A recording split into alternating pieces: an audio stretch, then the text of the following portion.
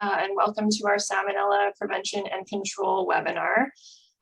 This is the first webinar in our Salmonella Prevention and Control series, which we are planning to host quarterly, seeing as Salmonella is such a multifaceted subject.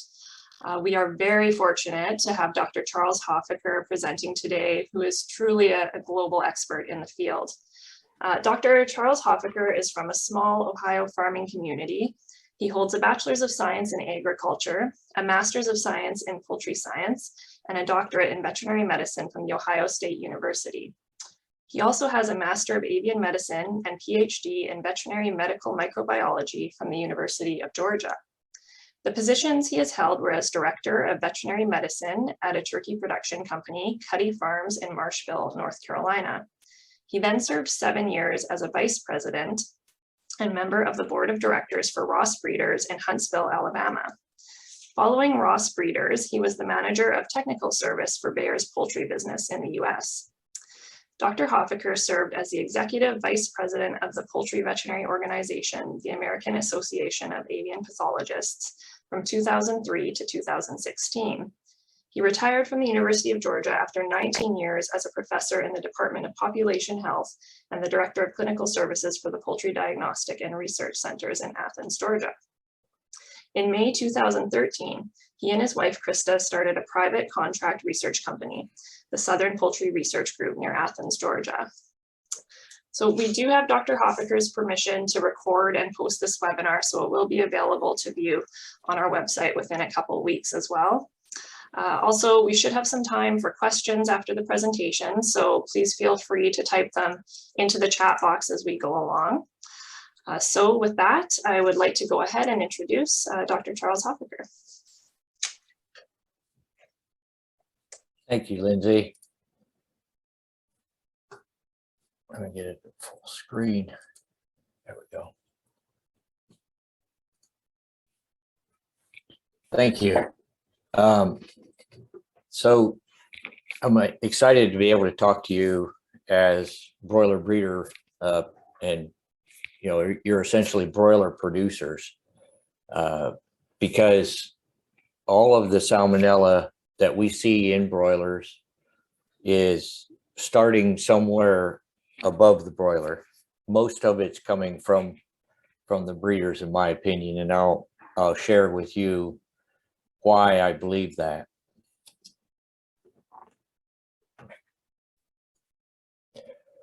So one of the things that I hope that you'll be able to take away is that we can manage salmonella and manage salmonella control.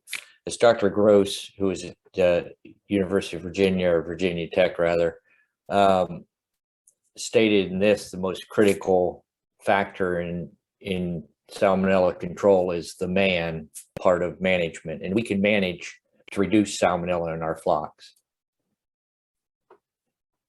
Dr. McCapes at a symposium on salmonella really boiled it down to what we're battling as we're trying to control salmonella in our breeders. Salmonella is, all it wants to do is find an intestinal tract. It'll happily multiply in that intestinal tract, leave that host, and find another intestinal tract. So it's not really after anything other than to just reproduce itself. So what is salmonella? You'll hear two different major groups of salmonella discussed. There are those that cause disease, and those are the typhoids like pylorium and gallinarum. Those make chickens sick. Whereas the paratyphoids don't necessarily, very rarely will they make chickens sick. And there are more than 2,300, I think there's closer now, 2,500 different types or serovars of salmonella that can not make chickens sick, live happily in their intestines, but make people sick when they eat food that has been contaminated with those serovars. There's only about maybe 300 of those 2,300 that colonize chickens, and only another 20 or so, and really only 5 that can commonly cause people to be sick. So as I said, I think you're in a critical position for us to control Salmonella to consumers. All of us listening today are consumers. I would hope that each of us eats chicken. And I don't think any of us really want to have Salmonella food poisoning. I know I don't. And so if I can do anything to reduce Salmonella coming from the parent broiler breeders to the broilers and ultimately to the chicken that we eat, then that decreases the risk for me as a consumer and for you as a consumer. Now, why do I believe that nearly 80% of the Salmonella that we see in those broilers originated in the parents or in the broiler breeders? This boils down a very large study that was published several years ago by John Maurer at the University of Georgia, but we looked at 49 poultry farms, made 240 visits, collected over 7,000 samples, isolated 1,600 Salmonellas, and we also had access to the primary breeder. So we had access to the Salmonellas that the primary breeder who was supplying those broiler breeders to this company had isolated. And what we found were many different Salmonellas, but primarily it was a Salmonella Kentucky. Now we know that Salmonella Kentucky rarely makes people sick. It's one of the more common Salmonellas that we'll find in broilers. But it's also one that rarely is inside the egg or egg transmitted. Salmonella enteritidis, Salmonella typhimurium, Salmonella heidelberg are more common that they can actually be transmitted on the ovaries of the hen into the egg. Kentucky rarely, if ever, does that. But in this case, we isolated Kentucky from the breeders, the parents, pullets when they were young, in the hen house, and in broilers from those hens. And we followed those broilers into the processing plant and isolated Kentucky from their ceca. And Dr. Maurer fingerprinted those, genetically fingerprinted those Salmonella Kentuckys, and they all fingerprinted to be identical. They were all the same family lineage. So the Salmonella Kentucky from the breeders was the exact same Kentucky as was found in the ceca in the processing plant. So that's why I believe that what we do in our breeder pullets and hens can have a significant impact on the risk for Salmonella in people. I don't believe that we'll ever eradicate all Salmonellas. They've been around a whole lot longer than we have. And they're going to find a way to get into our chickens. Our goal is to drive down the numbers of those Salmonella. And we can try to eradicate or eliminate some of those that are of greatest concern for human health, like Salmonella enteritidis or typhimurium. But we're going to have Salmonella in our breeder pullets and breeder hens. So we need to figure out how we can manage the numbers of Salmonella lower so that there's lower coming to the broilers and lower coming into the plant so that the processing plant can eliminate or lower the risk enough that we don't have people getting sick. So if you want to know where the major source for Salmonella, look in the mirror.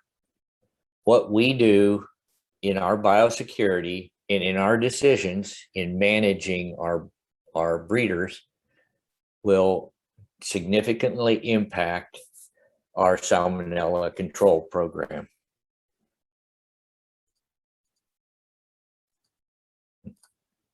Well, there it goes. So let's talk about some sources of Salmonella, how they can get into our breeders. If that poultry house has anything enter it, then it's a risk. And if we map out each of those things that enters our poultry house, then it's much easier for us to try to control those individual inputs into that house, from the birds themselves to the litter we use, to the people, the water, the feed, and then those unwelcome entrances into our poultry house, the insects, the rodents, and any wildlife or cats and dogs can be vectors of carrying salmonella into our houses. So let's talk about flies. Again, we're not going to eliminate flies, but we need to understand their life cycle. We need to understand what helps them to grow and reproduce and minimize that. Flies can travel more than 3 miles and they can carry salmonella. We know that. If anybody's been sitting eating and a fly lands on your food, what do? You shoo it away because you know it carries germs. Your mother told you that when you were young. So flies can carry salmonella. They need moisture to reproduce. So how we manage our drinkers can significantly impact how rapidly and how efficiently flies can reproduce. And a lower, better moisture, lower moisture can have a bigger impact on our fly populations. Darkling beetles. So a darkling beetle is not native to North America. They're native to Africa. They lived in caves and lived in the bat feces. So chicken house environment is a perfect environment for a beetle to live. And we can have tens of thousands, if not millions of beetles in our pullet houses and our hen houses. It was shown in Arkansas that salmonella can live inside of a beetle for at least 60 days, 2 months. They quit looking after 2 months. So we don't know, it might be longer. And you can see this gizzard on the right, that was a turkey poult, and those pieces of beetles. Pullets are going to be just like those turkey poults, and they're going to eat those beetles, especially restricted fed pullets, because they're eating anything they can eat. So if those beetles have salmonella, there'll be a source of colonization into our pullets. So we need to control beetles. In North America, we have 3 different types of rodents that can be infesting our breeder houses. Most of the time, it's going to be the house mouse. Understanding which of these 3 we have helps us significantly to be more effective in reducing or eliminating or preventing them from coming into the poultry house. And we know that rats and mice can carry diseases. And salmonella is, although it may not be a disease to either the mouse or the rat or the chicken, they can be vectors for carrying it from one house to the next, one farm to the next, from the field into the farm, into the house. Mice have a range of about 10 meters. They're not going to go outside of that 10-meter range. So if we put our bait stations every 30 meters, well, we're going to miss a lot of the mice. So if we have a mouse problem, we probably want to bait somewhere in that 10-meter range until we can get the population down. Roof rats. If we had roof rats and we baited all around the perimeter of our farm, we would not eliminate one roof rat.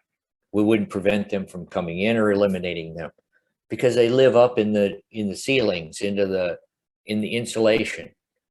They'll come down the wires that are holding the feeders and the waters, eat and drink, and go right back up that wire into the ceiling and have babies and their families and just live happily up in our attics, never touching the ground.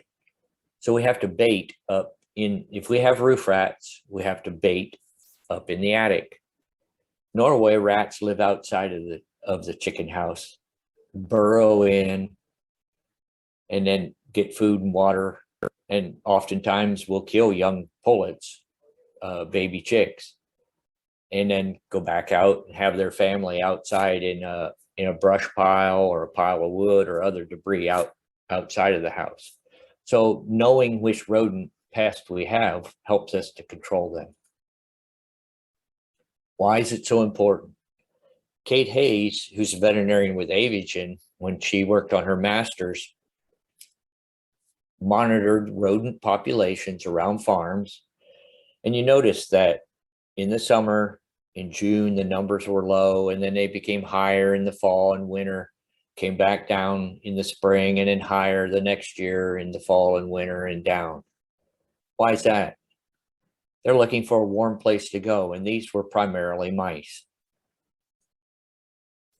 She also cultured those bait boxes where she was trapping those mice. Guess what? The salmonella went up in the fall, down, back up the next year in the fall and winter, back down.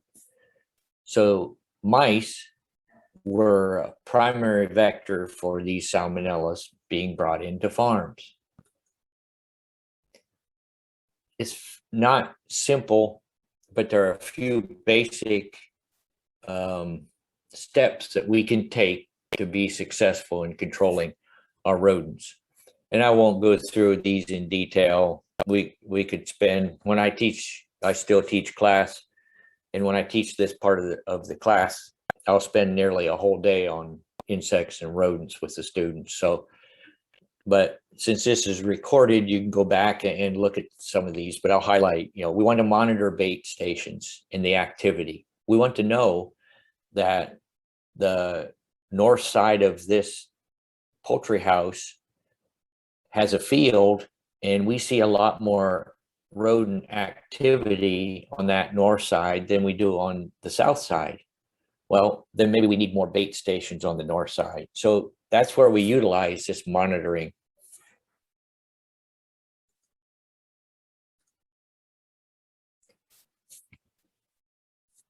Cleaning and disinfecting doesn't mean just going in with a pressure washer and a disinfectant and blasting away.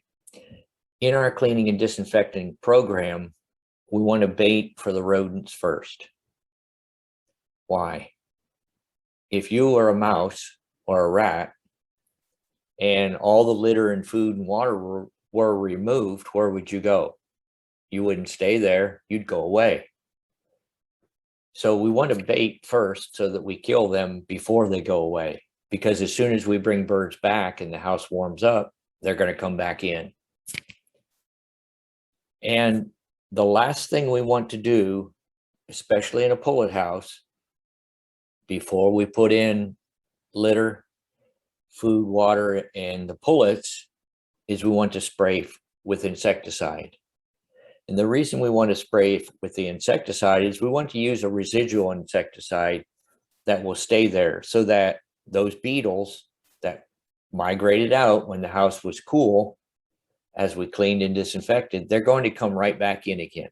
We want them to migrate back in through the insecticide so we can kill them on the way in. Not all disinfectants are the same. There is not one perfect disinfectant, and there are a lot of different choices that you have. And I wouldn't recommend any one as the best. I think you have to choose what works best in your situation. I know many of you buy your feed from a feed mill. Some of you may have your own on-farm feed mixing. The thing to keep in mind with feed is those birds are going to eat every crumb of feed that you make for them. And if there's salmonella in that feed anywhere, they're going to probably eat it. So especially with breeders, we want to make sure that we don't have salmonella as coming in through the feed. because they're going to eat it. It's going to get in their intestines, and the salmonella are going to colonize.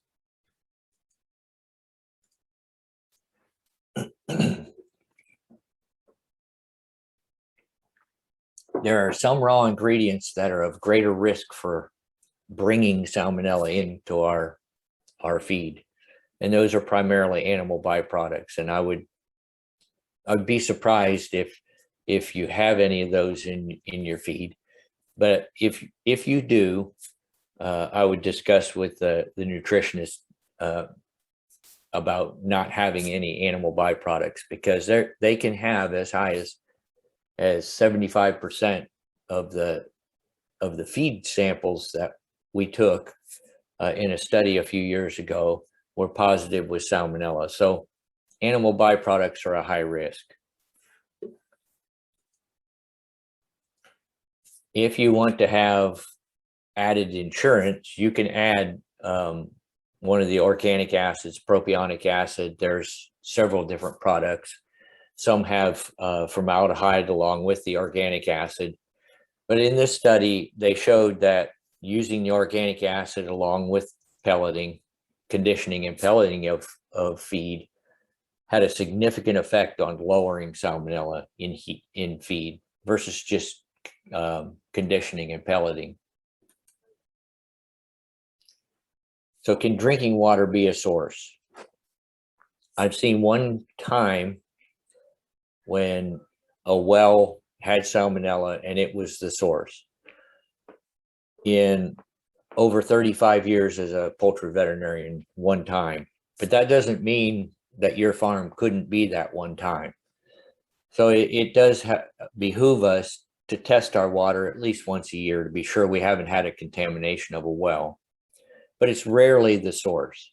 Where raw water becomes an issue for us is it spreads the salmonella. Even though we may have nipple drinkers in our pullet houses or our hen house, salmonella can float around on dust, get on that nipple, and go up through the water column in that nipple into the biofilm in the water line. I don't know if you've ever cut a water line and felt the inside, that slimy, slippery. That's a biofilm. And bacteria like salmonella produce those biofilms to protect themselves from harmful things in the water. And so that biofilm, if it has salmonella, as the water passes through, some of that water with salmonella comes out and a bird drinks it. So water is oftentimes more a method of spread from one bird to the next. And that's why this work by Dr. Frank Jones many years ago showed if we would at least chlorinate the water at least once a week, I would rather see it more often. It'll have a significant impact on the salmonella's ability to live in that biofilm and be transmitted to our birds. So there are many things that I've tried and used over the years for salmonella control as interventions. Not all of them work all the time. If the level of salmonella is too high, it's very difficult for these interventions to be as successful. And if you have a flock that doesn't have, say, Salmonella enteritidis, it is more difficult.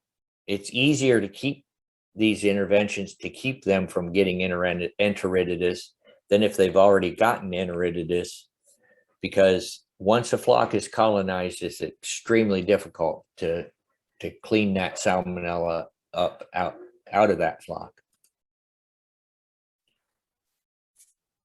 I served on a WHO expert panel, and they brought in salmonella experts from all over the world. We discussed it for a week, and these are the 5 major interventions that this group agreed for broilers, and that was salmonella-free breeders, competitive exclusion, breeder vaccination, using organic acids in the feed, as we talked about, and trying to have salmonella-free feed. Again, Your interventions are going to be more successful if you start at the top. And for you and parents, you are going to get chicks from grandparents. You ask the primary breeder that they not send you any parent stock from flocks of grandparents that have salmonella, especially those that might have those of greatest risk for human foodborne illness. Because once you get babies that have salmonella, as we said, it's very difficult to eliminate it. So start with clean chicks. These are some of the controls that I've used over the years, continue to use, and we'll talk about them individually. So competitive exclusion goes by many names, and there's many different kinds, from undefined normal gut flora to probiotics that are defined, or direct fed microbials that are defined and put in the feed. And I'll be honest, I've tested some over the years that I believe are more foo-foo dust than they are a good competitive exclusion or a probiotic. So what I'd like for you to take away is there's a lot of different names for probiotics or direct-fed microbials or competitive exclusion. You'll need to find the one that works the best in your situation. This all began in the early 70s. Dr. Esko Nurmi in Finland showed that if he took Sika contents from a hen, an adult hen that didn't have salmonella, and gave that to baby chicks, they could resist as many as 1 million salmonella cells. But if he didn't give that to those baby chicks, just one salmonella cell could colonize those chicks. So having good, normal, healthy adult flora in those chicks as quickly as we can will help us in our goal to have less salmonella in our breeder pullets. It's a pretty simple concept. If we think about it, years ago, when a hen sat on a clutch of eggs, the chicks hatched, they began to peck around underneath their mother who'd been sitting on that nest, and they pick up all those bacteria that she'd been defecating around near the nest. So what do we do today? We clean our hatchery, we scrub everything, we make everything as pristine as we can. We have clean nest eggs, do everything we can to minimize bacteria. And so where does that baby chick get its normal flora? The first time it hits the floor of a chicken house. And if it picks up salmonella as the first one, as Dr. Nurmi showed, if that first bite has salmonella, that's all it takes. That chick's now colonized. A couple of examples. These are broilers, but the same would be true for broiler breeder pullets. We fed a Bacillus licheniformis probiotic in the feed, and then challenged them with Salmonella Heidelberg. And we had a significant reduction in salmonella in those chicks that ate the feed with the Bacillus probiotic in the feed. In another study with a different Bacillus, Bacillus subtilis, in the feed, we fed that throughout their 42-day grow out, and then took their Sika, and we looked at the number of salmonella in their Sika, and we had a significant reduction in the number of salmonella in the Sika of those chicks that were fed that Bacillus direct-fed microbial probiotic in their feed. So feeding these direct-fed microbials can help us in our pullets. So coccidia in our pullets. We know that we're going to have a risk of our pullets getting coccidia. And most of the time we think about that as either Tenella killing the pullets or Acervulina or Maxima affecting their growth rate and their body weight. We have not a very uniform pullet flock, so that when they come into production, they don't come into production uniformly, and it hurts egg production. It's been shown through many, many studies that Eimeria tenella, the cecal cocci, the one that causes the bloody droppings, can make birds more susceptible to colonization of Salmonella. Salmonella lives in the ceca in the same spot. So damage to the ceca by the cocci can cause Salmonella to colonize. Guillermo Tellez, in his graduate work at Texas A&M, he's now at University of Arkansas, showed though that a low level of cecal cocci can actually make birds more resistant to Salmonella colonization. It makes that cecal wall a little thicker and a little harder for the Salmonella to colonize. And so we realized that that's probably how the Salmonella vaccines can work. It causes that low level of coccidia, a thicker wall. And we did a study looking in broilers again, but it's the same is true for breeder pullets.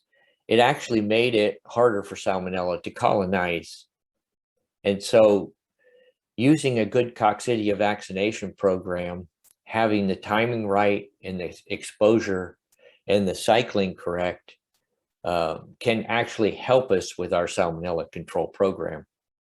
Now, I know in the central part of Canada, in Alberta and Saskatchewan and Manitoba, it's pretty dry in the winter, and getting coccidia vaccines to cycle can be a real problem. But I think in BC and in the east, there's enough moisture. It's not such a dry environment that coccidia vaccines should cycle well year round and give us good protection. But we do need to prevent them from having clinical Eimeria tenella, because it will make our Salmonella control program more difficult. So live vaccines, we have 2 available. Zoetis has one and Elanco has one. Both are Salmonella typhimurium based vaccines.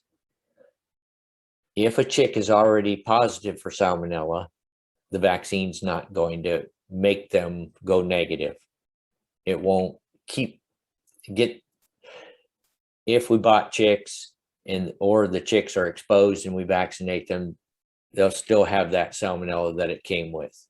But what it will do is it will help reduce the shed. So instead of that chick shedding 1,000 cells of Salmonella, it may only shed 10 cells of Salmonella, which reduces the risk for the rest of the pullets in that flock. These typhimurium vaccines don't provide immunity to all the serotypes. They work well against Enteritidis, typhimurium, Heidelberg, a little on Infantis, but not very well against Kentucky. So some of the Salmonellas we may battle aren't very well protected against by these live vaccines. But they do provide good protection to our pullets. So I would use live vaccines from day of age till 10 weeks or 12 weeks until it's time that we're handling those pullets and can give a killed vaccine. Because the killed vaccine is what will give us immunity all the way into lay. That's where we want them to have that immunity, so that as they're laying eggs, they're shedding less Salmonella. Birds generally respond very poorly to bacterial vaccines. And so it takes 2 injections for us to get long-lasting immunity. And remember, by the time we make a decision today that we're going to start using a killed vaccine, we're not going to vaccinate till 12 weeks. We're looking at nearly a year before those broilers start to roll out into the hatchery. So don't expect today that I vaccinated my pullets that tomorrow everything will be wonderful with the broilers. It takes a while until we get all of the breeder flocks vaccinated. Why is it important to vaccinate our pullets? In this study that John Maurer and I did several years ago, we followed one company that was not vaccinating for salmonella and one company that gave 2 live vaccines and 2 killed vaccines. And what you can see when they began in the pullets with the no vaccinated, we didn't see much difference with the vaccinated. And we're really kind of depressed at that point, thought, well, it's not working.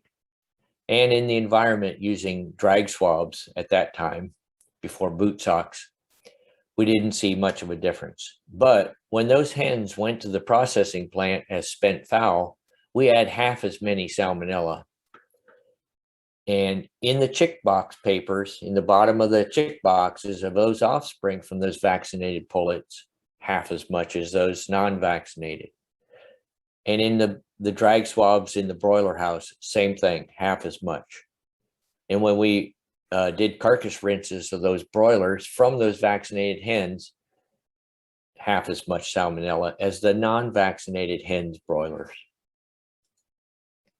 So if you owned that company that when they saw that we weren't vaccinating and we had twice as much salmonella as the other company, they began to vaccinate. So we followed their last 6 flocks that weren't vaccinated and their first 6 flocks that were, and followed those all the way from the pullets to the broilers, just like we did this other study. And what we saw was, again, vaccination early on did not have a significant impact on presence of salmonella in those breeders, but it did have a significant impact on the amount of salmonella that was in their offspring, in the broilers. And that's our goal, is to decrease that risk for consumers from our breeders. So 14% positive from vaccinated versus 26% positive for the not vaccinated.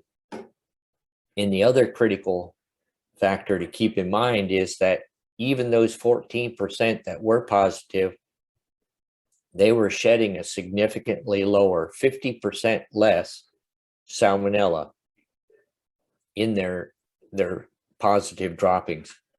So as we talk, salmonella control is a numbers game. If we can drive the prevalence down 14%, plus those 14% that are positive are shedding half as much, then that's even greater benefit to consumers. I get asked this question a lot, and I thought I would address it. Some other things that I'm oftentimes asked is, why don't I disinfect my hatching eggs? Why can't I do that? Because we know a lot of the salmonella is on the eggshell. The hen's nests aren't sterile. And in a research setting, hatching egg disinfection will have a significant impact on your salmonella. Is very helpful. However, in my over 35 years of experience with turkey breeders and broiler breeders, is we just can't do it on a large scale in a broiler house and do it well. I've used hydrogen peroxide, glutaraldehyde. I've even used formaldehyde gas with fumigation chambers, quaternary ammonium.